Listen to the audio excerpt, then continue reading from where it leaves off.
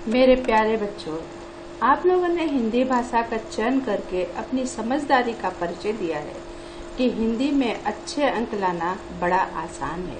हिंदी भाषा गुजराती भाषा से लगभग मिलती जुलती भाषा है। हिंदी भाषा के द्वारा भारत के लोग एक दूसरे से काफी अच्छी तरह जुड़ जाते हैं और देश की तरक्की के लिए एक नए ऊंचाइयों तक ले जाते हैं। हिंदी राष्ट्रभाषा और राष्ट्र एकता की भाषा है।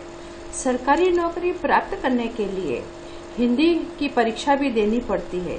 हिंदी भाषा भारत के अतिरिक्त जहाँ जहाँ प्रवासी भारतीय रहते हैं उनमें भी अधिक संख्या में हिंदी बोली जाती है, जैसे अमेरिका, दक्षिण Africa, Canada, Uganda, Singapore, New Zealand, Germany, Britain के अतिरिक्त बहुत से देशों में बोली जाती है।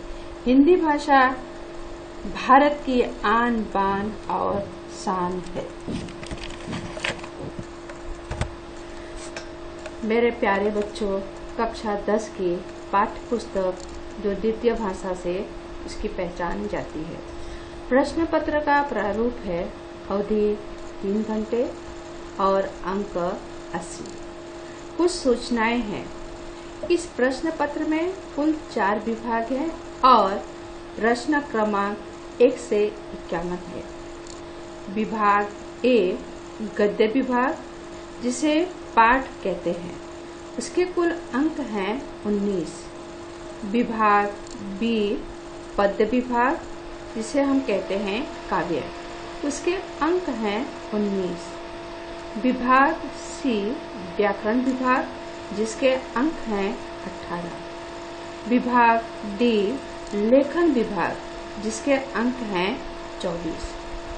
तो आइए हम देखते हैं हमारे पाठ्य पुस्तक की प्रथम जो काव्य रचना है, प्रभु तुम चंदन हम पानी, जिसके कवि हैं रैदास। प्रस्तावना: भारत देश संतों और ऋषि मुनियों की पवित्र भूमि है। संसार में संतों का स्थान सबसे ऊंचा है। मानव ही नहीं, देवता भी संतों को अपने से बढ़कर मानते हैं। आज समाज में सच्चे संत दुर्लभ ही है। अपनी इच्छाओं का अंत हो जाने पर ही मनुष्य संत की श्रेणी में आ सकता है, जैसे मीराबाई, कबीरदास, सूरदास, तुलसीदास और रैदास। आइए हम देखते हैं कवि का परिचय। कवि रैदास कबीरदास के समय के महान संत थे। रैदास को कवि रविदास के नाम से भी जाना जाता है। इनका जन्म छोटी जाति में हुआ था।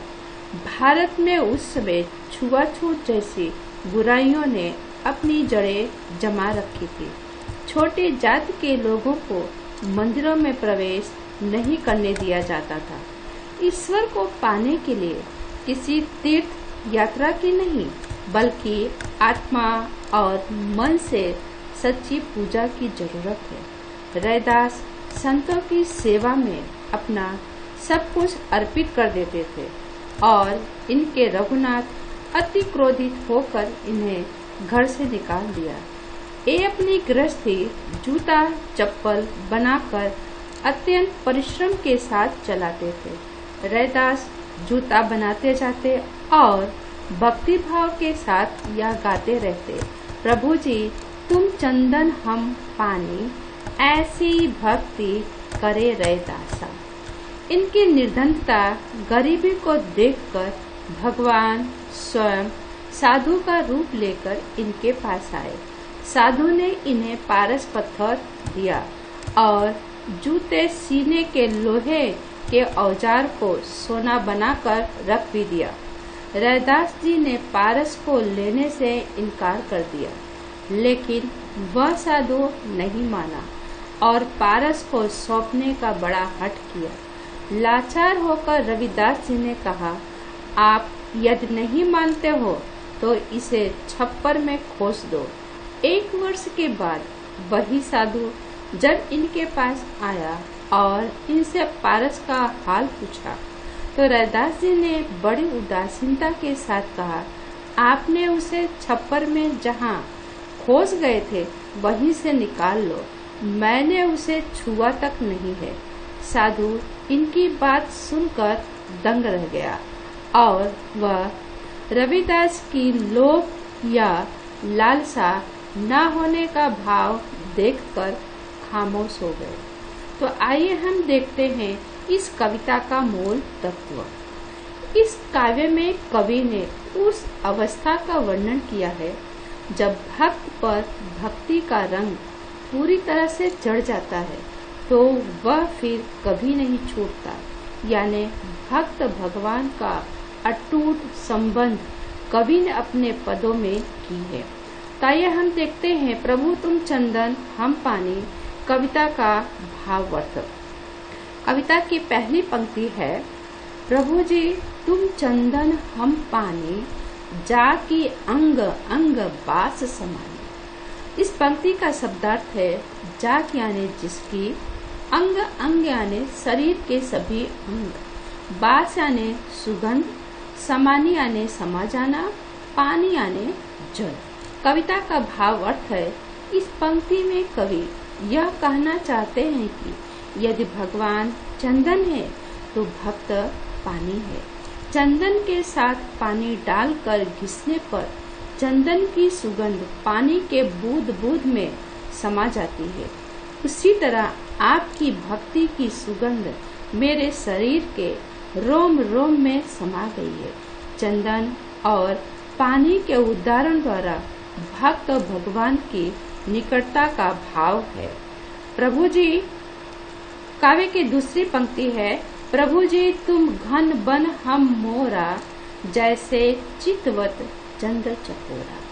शब्दार्थ है घन आने बादल, बन आने वन या जंगल, मोरा आने मोर पक्षी, चितवत आने देखना, चंद्र आने चांद, चकोरा आने चातक पक्षी। इस पंक्ति का भावार्थ है, इस पंक्ति में कवि यह कहना चाहते हैं कि यदि भगवान बादल है तो मैं अपने आप को जंगल के मोर के समान मानता हूँ। जब वर्षा ऋतु का आगमन होता है तब आकाश में काले बादलों की गड़गड़ाहट सुनकर और देखकर मोर पक्षी मस्त होकर नाचने लगता है। उसी तरह कवि अपने भगवान को देखकर मदमस्त हो जाते हैं। यदि भगवान चांद है तो भक्त उस चकोर पक्षी की तरह है जो बिना पलक गिराए चांद को देखता रहता है। प्रभु जी प्रभु तुम दीपक हम बातें जाकी ज्योति बड़े दिन राती। इस पंक्ति का शब्दार्थ है दीपक आने दिया या चिराग, बाती आने बत्ती, रुई या सूत का बना हुआ दीपक में रख कर जलाते हैं। जाग यानी जिसकी, ज्योति यानी प्रकाश, बरे यानी जलना। इस पंक्ति का भावार्थ है, इस पंक्ति में कवि यह कहना चाहते हैं कि यदि भगवान दीपक है तो भक्त अपने आप को उस दीपक में जलने वाली बाती कहते हैं जो दीपक के साथ दिन रात जलकर रोशनी में सुख का अनुभव करती है। हे प्रभु, उस तरह मैं भी अपना वजूद भूलकर आपकी भक्ति करने की कामना करता हूँ। काव्य की अगली पंक्ति है, प्रभु तुम मोती हम धागा जैसे सो नहीं मिलत सुहागा। इस पंक्ति का शब्दार्थ है मोती यानी समुद्री सीपी से निकलने वाला एक अत्यंत कीमती रत्न जिसे कहते हैं मुक्ता। मोती पुरोई कान में पहनने की बाली, धागा यानी सूत या तंतु, सोनी यानी सोना, स्वर्ण या कनक, मिलत यानी मिलाना। मुहावरा है सोने पर सुहागा का अर्थ। खुशी के अवसर पर तुम्हारी नौकरी लगने की खबर ने सोने पर सुहागा कर दिया। सुहागा का मतलब है सुगंधित पदार्थ। इस पंक्ति का भावार्थ है, इस पंक्ति में कवि रैदास कहते हैं कि मेरे प्रभु सुंदर मोती की तरह हैं तो मैं अपने आप को धागा मानता हूँ। जिस तरह मोतियों की माला का धागा मोतियों से जुड़ा रहता है और उससे अलग नहीं होता, भक्त भी भगवान के साथ घनिष्ठ रूप से जुड़े रहना चाहते हैं। उसका असर ऐसा है जैसे सोने में सुहागा डाला गया हो, अर्थात उसकी सुंदरता और निखर जाती है। मोती और धागा एकाकार के भाव का प्रतीक है।